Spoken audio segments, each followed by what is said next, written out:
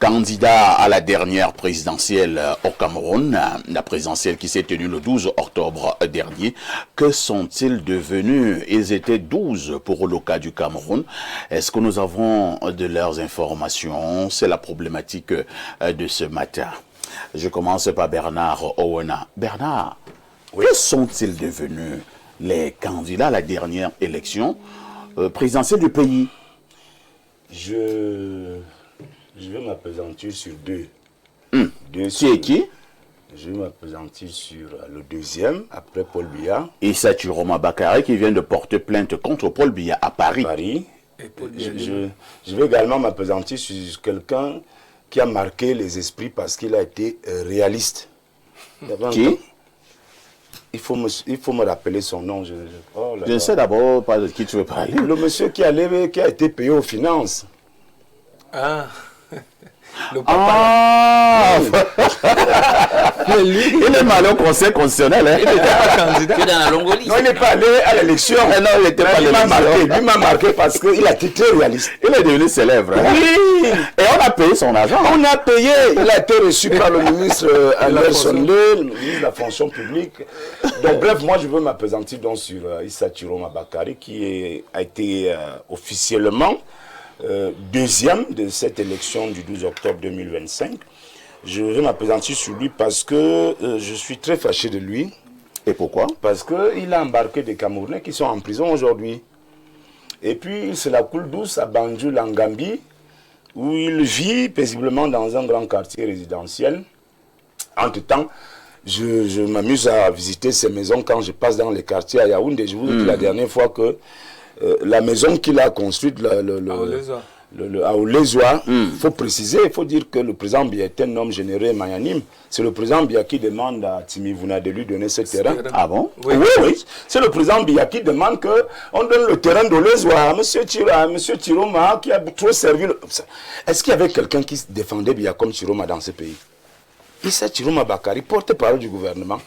Donc, le gars, il a eu ce terrain et il s'est construit, s'est tapé quelque chose de très... Un duplex costaud. C'est très beau. Mais ce que je vois là-bas, c'est que chaque matin, il y a les oiseaux. Les pique-bœufs. Les oiseaux aiment être là-bas. Les pique-bœufs. C'est les pique-bœufs qui vont lui rendre visite. Ils sont là dans sa résidence. Ils s'installent là, des centaines. Je vais également à Soufavin, là, comme j'ai des amis de ce côté. Il a même un quartier là-bas. À Soufavin? Oui, quand vous entrez à Soufavin, on vous dit que vous allez chez Chiroma. Il y a un quartier là-bas, Chiroma. Soufavin. À Bastos. À Pumpumuragarwa. À Douala. Il a pris autant d'argent.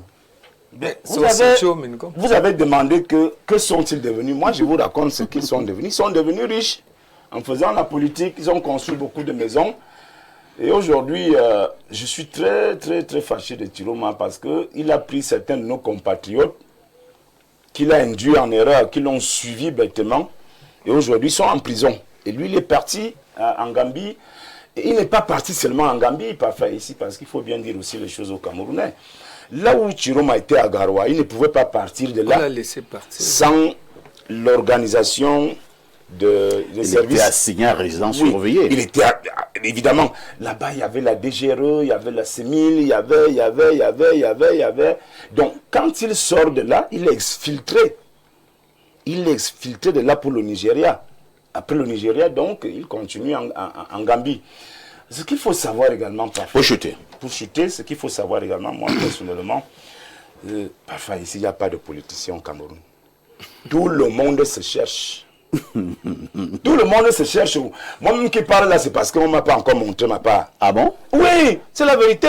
Mais là, il y a donc un problème de crédibilité. Et vous connaissez quelqu'un qui est crédible politiquement dans ce pays? Mais toi, tu peux donc être le premier. Moi, je suis le premier à aller, les gens construisent. J'ai compté les maisons d'Atiroma. Moi-même, je veux avoir un duplex comme ça. Donc, les gens font la politique parce qu'ils font des calculs et parce qu'ils trouvent leur compte et ils sont grassement. C'est-à-dire ces gens-là sont riches. Merci. Sam Sévérin Angoum, on a l'impression que lorsque la présidentielle approche, des hommes politiques commencent à s'agiter au Cameroun. Ils prennent d'assaut les plateaux de télévision et de radio, les réseaux sociaux. Mais une fois la présidentielle passée, ils disparaissent. Est-ce qu'un homme politique n'existe que le temps d'une élection présidentielle? Oui, c'est une question qui peut être formulée comme telle, mais moi je peux comprendre parce qu'il y a ce qu'on appelle la saison de l'élection. Donc peut-être un peu un mois avant, non, je veux dire un an avant, on a vu certains qui commençaient déjà quand même Tout à fait. à se signaler. Alors, je suis à l'aise avec ce sujet parce qu'en 2018, déjà, moi, je faisais partie des équipes de quelques candidats. Franklin Diforpé à son âme, le bâtonnier à Keremuna. Et en 2025, donc, quelques-uns parmi ceux qui étaient déjà là en 2018 sont revenus sur les starting blocks. Je vais m'attarder sur 3 d'entre eux. 2 un peu plus jeunes qui ont mené une assez belle campagne quand même, je peux le reconnaître, M. Cabral Libi, et Serge Espoir Matumba, qui avait des équipes bien structurées, bien organisées. Il y a également l'autre monsieur de MP3, hein? Hiram Yodi. Et Hiram Yodi, vous ne voulez pas le citer? Non, je ne veux pas le citer, parce que il y en a qui doivent mériter d'être cités par moi. Parce que j'estime que j'ai le choix. Donc je cite et je cite Serge Espoir Matumba. Vous savez, la politique n'est pas facile au Cameroun. Pas du tout. Avec toute une mastodonte comme le RDPC que vous avez en face et que vous devez affronter. Et je finirai au passage avec Paul Biya. Mais avant, j'évoque le cas de Joshua aussi, qui a été une grosse déception en 2025. Parce que lorsqu'il hérite de la présidence du SDF, on va dire en remplacement du chairman Frundi, on savait que ce ne sera pas assez facile, mais il s'est bombé le torse en disant qu'il en était capable. Donc lui et ses équipes n'ont pas permis au SDF de rester cette grande formation politique dont on connaît le Est-ce qu'à un moment donné aussi, Sam Sévérin, la crise au Nozo, sachant quand même que ça a toujours été le fief traditionnel du SDF, n'a pas joué en sa défaveur? Bon, oui, mais en même temps, ça pouvait être un atout pour lui, c'est-à-dire qu'il aurait dû se saisir de cette opportunité pour bâtir son phrasé, son discours politique ou politicien là-dessus. Bon, mais c'est un homme politique assez avisé, il est parlementaire, mais il n'a pas fait un bon score. Alors, je sors par le candidat que moi j'ai défendu, parce que j'étais chargé de mission du candidat Paul Biya dans les équipes au sud, et vous allez comprendre pourquoi. Parce que tout à l'heure, on a évoqué le cas des communicants du RDPC. Moi, je n'en fais pas partie jusqu'ici, parce qu'il y a eu un ensemble de choses visant à m'écarter de ce créneau-là. Encore que toi, tu le mérites, hein? Alors, oui, mais au niveau des éléments de langage, comment cela est structuré? Alors, je vais donc inventer mes propres éléments de langage pour parler de mon candidat, parce que il faut quand même qu'on reconnaisse que c'était pas facile du tout. Même dans la région du Sud, nos équipes avaient de la peine à bien aller sur le terrain, convaincre les gens jusqu'au jour de l'élection. Ce n'était pas du tout facile. Et lorsqu'on sort quand même d'une élection comme celle-là, avec un vainqueur, nous en étions contents, 53% par là. Alors aujourd'hui, nous sommes à près de 6-8 mois quand même, au lendemain de cette affaire. Où on en est? Où est notre président Paul Biya? Bon, on nous dit qu'en ce moment, il est en cours séjour privé. Alors, Sam Sévérin, quand vous parlez comme ça, et vous voulez qu'on vous retienne comme communicant du RDPC? Moi, je suis dans la citoyenneté, je suis de l'intérieur pour faire changer les choses. Il parle bien. On ne peut pas laisser les gens mal faire. Oui, même si on est dans un même parti, nous sommes un parti de liberté aujourd'hui. Donc au niveau de la terminologie, on ne doit pas utiliser des formules du genre cours séjour privé. Non, un chef de l'État n'est pas en repos.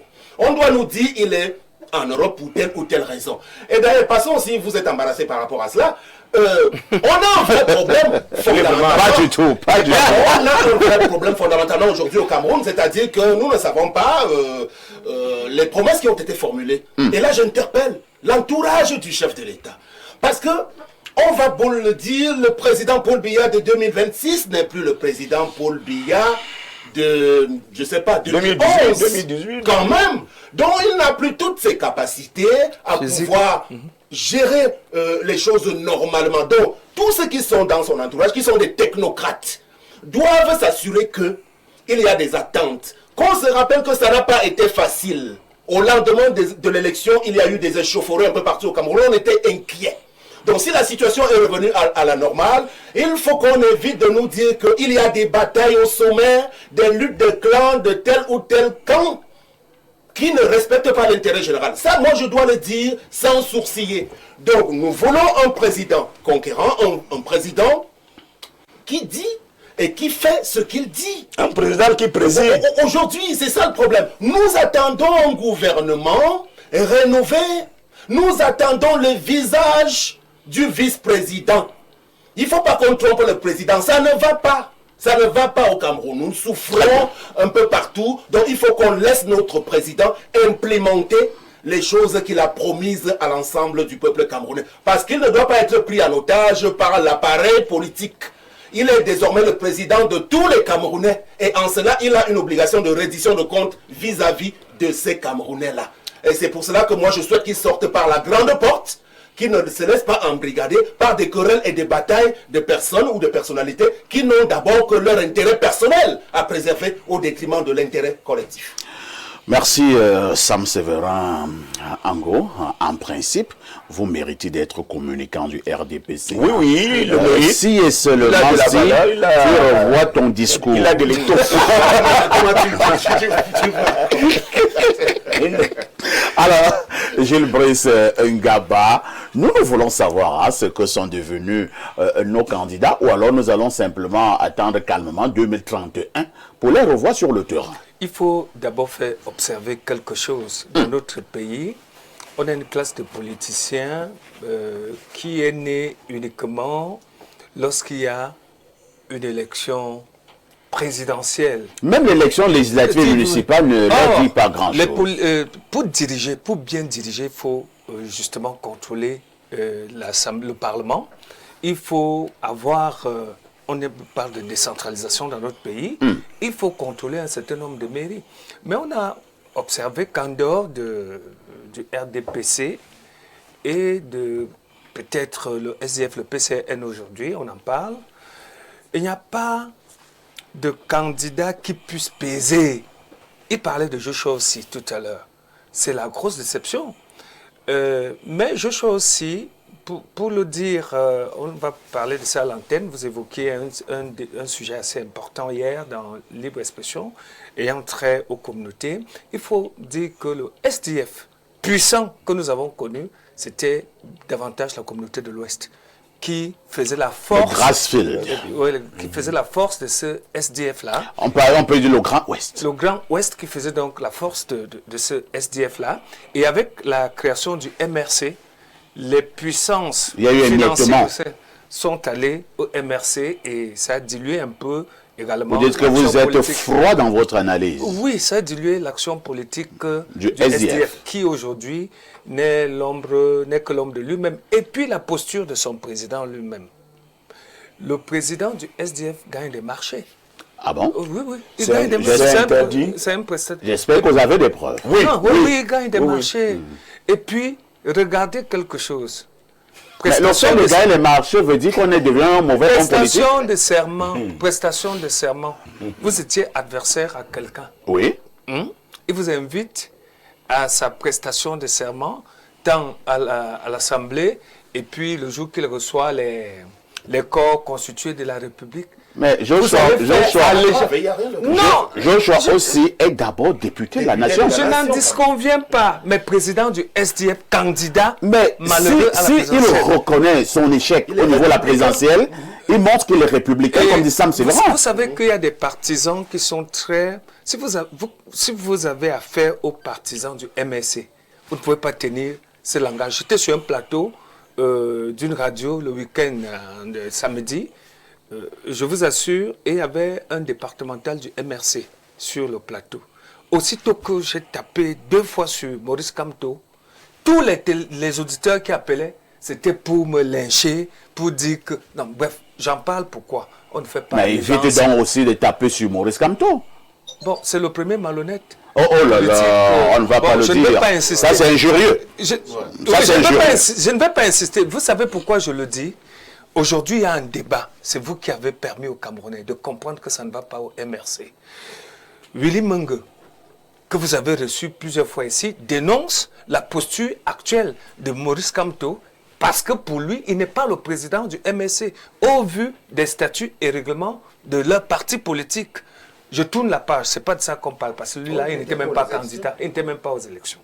Je reviens sur les candidats que tu as cités. Tu as parlé de Hiram Iloudi, qui a même d'abord eu des problèmes avec celui qui lui a cédé son parti, c'est-à-dire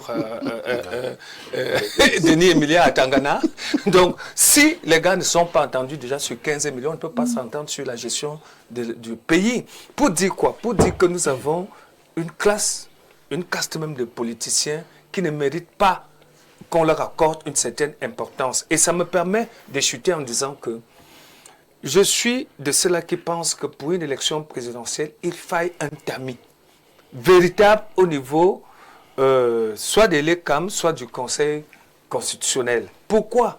Ça nous évite d'avoir cette histoire où on a vu d'abord 83 personnes aspirer à la candidature à cette présidentielle, et puis on se retrouve avec une liste de 12 personnes. On a eu l'impression que c'était un conglomérat de comédiens. Oui, des acteurs de cinéma d'une autre génération. C'est-à-dire que quelqu'un sort de son champ, il dit qu'il est candidat à la présidentielle. Et on le montre à la télé. Il bénéficie de toutes les attentions, des interviews, parce qu'au sorti du dépôt de son dossier, qui n'a que l'extrait de casier judiciaire et la demande, il y a toutes les télés. Il y a même eu un qui n'avait pas l'âge. Il n'avait pas l'âge. On a reçu son dossier. Oui, bien, donc pour dire qu'il faille quand même un peu de sérieux, il s'agit de la présidence de la République d'un pays aussi important que le nôtre.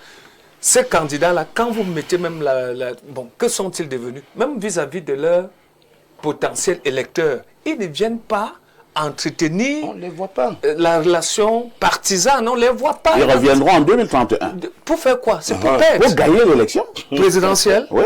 Ah non. Merci. Monsieur le psychosociologue, professeur Noubissier, sur le plan justement psychosociologique, est-ce qu'on peut trouver un problème à ce que on ne voit que certains candidats à l'approche d'une élection présidentielle? L'élection présidentielle passée, lui aussi disparaît. Vous savez, M. Parfa, ici, nous traversons une période très compliquée au Cameroun sur le plan politique parce que le thème qu'on mettait sur le cours aujourd'hui, sur que sont-ils devenus, c'est un thème extrêmement spécial. C'est vrai que du fait de mon habitude, je ne veux pas parler des gens, je vais parler peut-être de manière générale, je vais faire une analyse générale.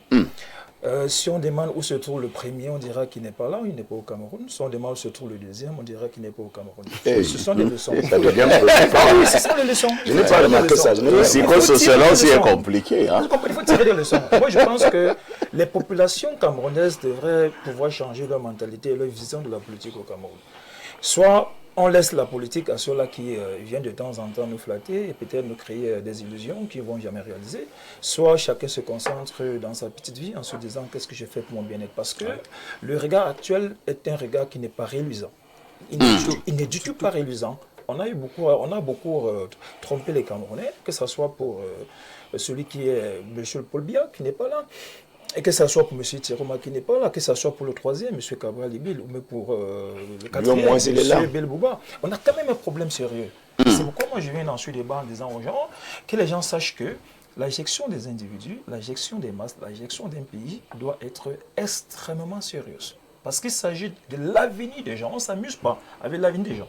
Moi, je me rappelle quand j'étais tout petit, moi j'ai dragué la première fille, elle m'a dit si tu ne m'aimes pas, dis-moi que tu ne m'aimes pas. Parce qu'on ne s'amuse pas avec mes sentiments. Autant on ne s'amuse pas avec les sentiments des gens, qu'on ne s'amuse pas avec l'avenir de 30 millions de Camerounais. Que les uns et les autres apprennent à être sérieux. Et jusqu'au jour d'aujourd'hui, on ne voit pas jaillir un sérieux dans la posture de ceux-là qui sont venus solliciter les voix des Camerounais. Il n'y a pas de sérieux. Et moi, je le dis toujours, nous ne sommes pas là pour nous amuser, nous sommes là parce que l'avenir de notre pays doit se préparer aujourd'hui. Dans 200 ans, que deviendra le Cameroun? C'est la problématique. C'est la question qui doit être posée chaque jour. Si les politiques ne peuvent pas régler le problème, qu'est-ce que les Camerounais vont faire? Qu'est-ce qu'ils sont capables de faire pour eux-mêmes régler le problème? Monsieur Parfa ici. C'est ça la question fondamentale. Parce que y a un problème sérieux au Cameroun aujourd'hui. Il y a un problème sérieux. Monsieur Sam Sevran a parlé du président avec la vice-présidence. C'est une question sérieuse. Après avoir élu quelqu'un, ça n'a pas fait 5 mois, on pense déjà une vice. Ça veut dire qu'il y a un problème.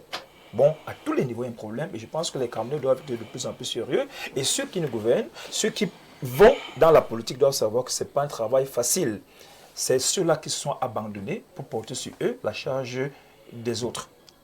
Moi, je reprends. Être politicien, c'est avoir la capacité de s'abandonner, c'est-à-dire on ne vit plus pour soi, mais on vit pour les autres. Mais malheureusement, le spectacle auquel on assiste aujourd'hui ne répond pas à cette orientation. Et professeur, Merci, il y a professeur. quelque chose, on va observer. En quelques secondes, Et ça rejoint toujours ce que Sam Séverin disait tout à l'heure, parlant de la vie qui est presque paralysée. Nous sommes des responsables de structures à capitaux privés.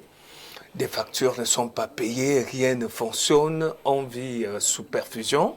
Et on observe quand même qu'il y a des départements ministériels qui sont dirigés par 2 personnes. C'est-à-dire qu'une personne gère 2 départements ministériels à elle seule. C'est la volonté du chef de l'État. Le matin, tu vas au Minader, tu présides 2 réunions. Dans l'après-midi, tu es au ministère du Tourisme et des Loisirs. Et l'autre a eu... celui qui est à la jeunesse et à l'emploi au même moment a reçu 2 présentations de vœux. C'est-à-dire que dans un pays normal, tu reçois les vœux en tant que ministre de la jeunesse et tu peux recevoir les vœux en tant que ministre de l'emploi, alors que de l'autre côté, tu n'es qu'intérimaire. Ça ne se passe qu'au Cameroun. Il faut que les lignes bougent véritablement. C'est terrible. Merci Gilles Brisson, on t'a suivi. Nous sommes 30 millions. On a compris. Alain Douk, et 2 personnes gèrent 4 Alain Douk, départements ministériels. candidat à la normal. présidentielle 2025, que sont-ils devenus? Le plus grand, si on juge par le fait qu'il a gagné, nous savons ce qu'il en est. Il y a une espèce de torpeur, il est absent. Et absent dans toute la polysémie, à entrevoir sur l'expression. Parce qu'on voit bien, quelqu'un se plaignait déjà que ça ne bouge pas. Mais toujours est-il qu'il y a une espèce de présence au travers de la stagnation. Mais il est là. Le deuxième, moi, vous le savez depuis le début, je l'ai épinglé comme un imposteur. D'accord? Lui, qu'est-ce qu'il fait? Qu'est-ce qu'il est devenu? Un exilé. Un exilé qui sait qu'on a quand même finalement, c'est un sur le tas, vu clair dans son jeu, mais il se bat pour exister. Il se bat pour être crédibilisé. Il peut même initier pour ce faire un certain nombre d'actions d'ordre juridique pour continuer d'entretenir l'illusion d'une crédibilité qui, à mon sens, n'existe pas. Parce que tout ce que le sieur fait de l'autre côté avec...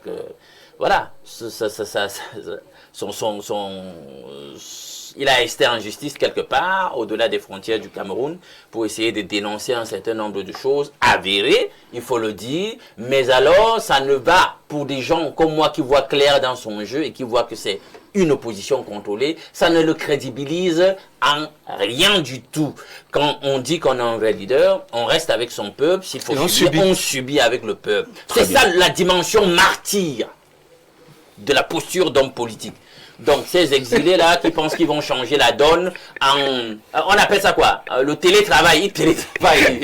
Ils travaillent à distance. Moi, je crois pas à ça. D'autres, entre-temps, ces militants sont abandonnés ici. Ils ne savent pas s'ils seront aux législatives et municipales de l'année prochaine. De façon manœuvrière à exister. Non pas parce que foncièrement, ils pensent qu'eux-mêmes sont capables de changer la donne, mais ils sont dans une logique en réalité prébandière. Là, il y a des tractations qui se passent pour voir si éventuellement il y a un remaniement ministériel. Qu'est-ce qui pourrait leur revenir pour leur félonie électorale? Mais voilà, c'est-à-dire que nous sommes dans une grande foire où le plus clair des acteurs là ne sont que des oppositions contrôlées. Oui, et je plains donc le peuple camerounais à ce niveau, parce que finalement, quand il faut questionner quel type d'opposition nous avons, vous n'avez que vos larmes aux yeux, parfait. Merci Alinou. Lisons rapidement ces nombreuses préoccupations et contributions de nos téléspectateurs à travers le monde.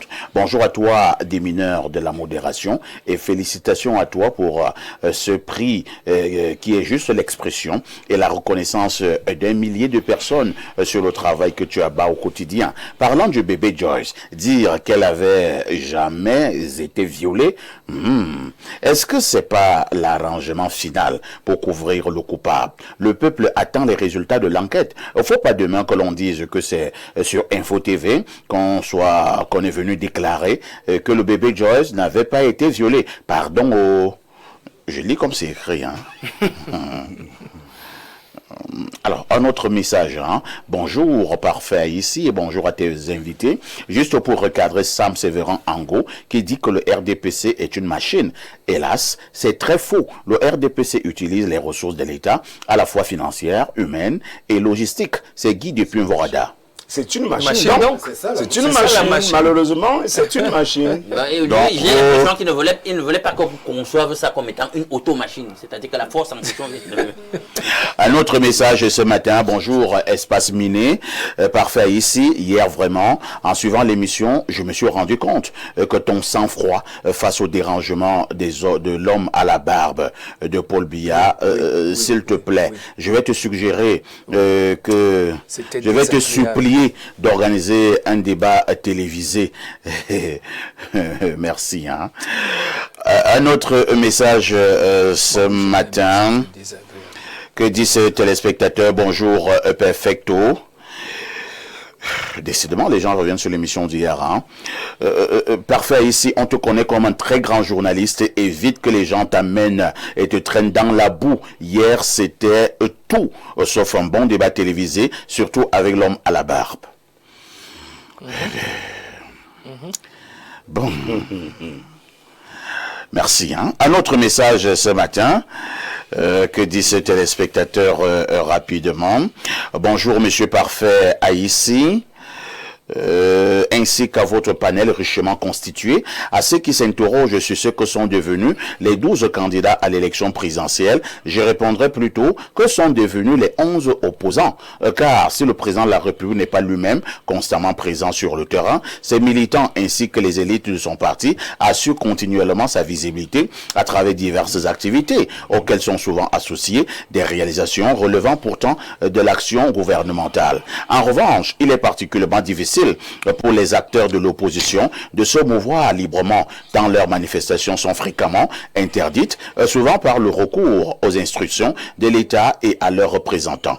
Même certaines initiatives sportives ou culturelles placées sous l'égide de personnalités de l'opposition sont parfois annulées. Dès lors, comment se fait entendre, exister politiquement et maintenir le lien avec les populations lorsque les principaux espaces d'expression semblent fermés? La question mérite d'être posée et appelle une réflexion sincère. Sam Sévérin Ango, je pense que ce téléspectateur n'est pas également à côté de la plaque. Hein, lorsque certains membres de l'opposition veulent organiser des manifestations, habituellement, ces manifestations sont interdites. On appellera cela un blocus. Bon, maintenant, vous comprendrez qu'en raison de la posture qui est mienne en ce moment, je ne saurais me mettre du côté de ces représentants de l'opposition qui seraient en vie. Mais on compte sur votre sincérité et votre objectivité. Non, j'y vais de façon modérée quand même. On vous connaît pourtant comme étant quelqu'un de très vrai. On risque de me faire rappeler, vous savez, la discipline du parti, elle est très très forte à l'intérieur du RDPC. Et j'ai fait la promesse d'essayer de m'y habituer. Alors, je voulais en profiter quand même. On a oublié d'évoquer le cas de Bello Bouba Maïgari, qui est un sacré personnage quand même, que j'ai côtoyé à l'époque, mais qui va finalement finir la politique par la petite porte. J'en ai bien le sentiment. Parce que c'est quand même un monstre sacré du jeu politique camerounais. Il a été Premier ministre très très jeune. Il a hérité de l'UNDP qui est une grosse force politique. Alors, au détour de la dernière présidentielle, et jusqu'à présent, on n'entend pas Bello Bouba Maïgari. À un moment où le pays connaît quand même un ensemble de difficultés, la statue qui est la sienne, bon, on me dit qu'il a, moi j'ai pas regardé le défilé à la télé, on dit qu'il a fait une apparition récemment au 20 mai. Bon, mais comment est-ce qu'on peut décrypter ça? Aujourd'hui, on a quand même envie de les entendre. Le psychosociologue disait tout à l'heure que la politique, c'est quand même aussi un sacerdoce. On ne vient pas la faire que pour soi. On l'a fait pour rendre des comptes au peuple camerounais. Que M. Bello Bouba prenne la parole, qu'il nous dise ce qu'il pense, par exemple, de la situation sociopolitique actuelle, puisqu'il fait partie... Est-ce qu'il fait toujours partie d'ailleurs de la majorité présidentielle ou alors il n'en fait plus partie? Le peuple aimerait savoir. Je sors parce que c'est une belle thématique, mais qui nous projette sur l'année prochaine, parfait ici, pour revenir à l'intérieur du RDPC. Et ce sera nous sommes des groupes constitués quand même, je pense, avec M. Bernard Owona, qui avons besoin de connaître, de voir arriver des changements à l'intérieur du parti, qu'on nous dise comment est-ce que ça va fonctionner. Parce que, au sortir de l'élection présidentielle où on n'a pas été très brillant, il ne faudrait pas qu'on aille aux élections locales de l'année prochaine en rang dispersé ou alors sans avoir de véritables forces constituées. Donc j'interpelle encore une fois la hiérarchie de mon propre parti pour qu'elle essaye de nous guider, de nous mettre sur le droit chemin par rapport à 2027. Bonjour Perfecto, l'oncan Kaliba de la modération. Les réseaux sociaux sont comme un couteau. On peut utiliser le couteau pour peler du bon manioc et découper du bon coq et nourrir tout le village. Et on peut se servir du même couteau pour poignarder tout le village. Tout dépend de celui qui l'écoute. Ce cinglé et ancien cueilleur de vin de palme au village, dont je préfère taire le nom pour préserver ma santé dentaire, n'était même pas écouté dans sa propre maison et dans sa famille. Voilà qu'il est subitement devenu une vedette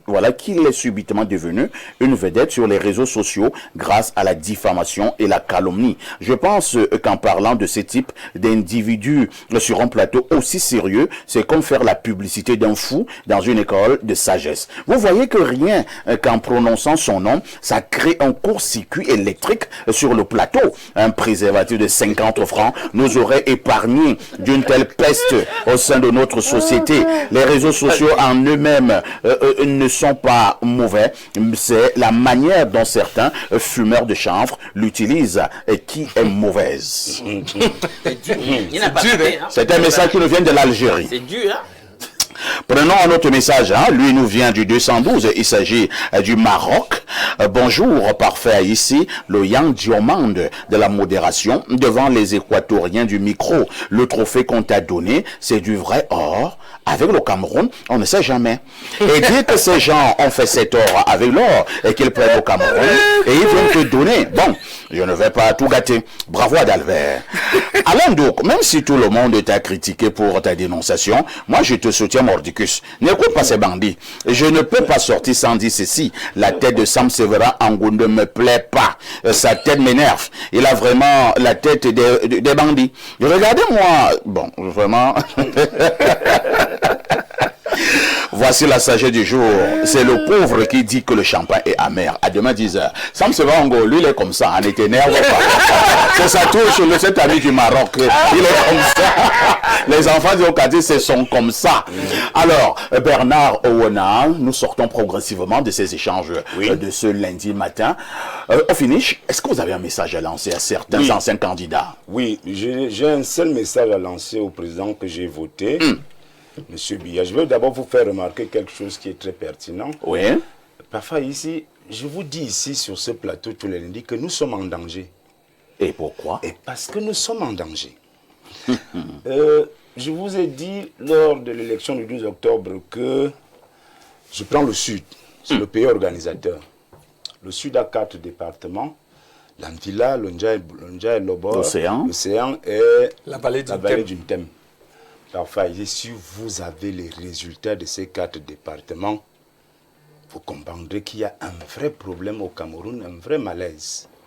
D'ailleurs, un fils du Sud est sur ce plateau, il vous l'a dit avec des mots un peu subtils.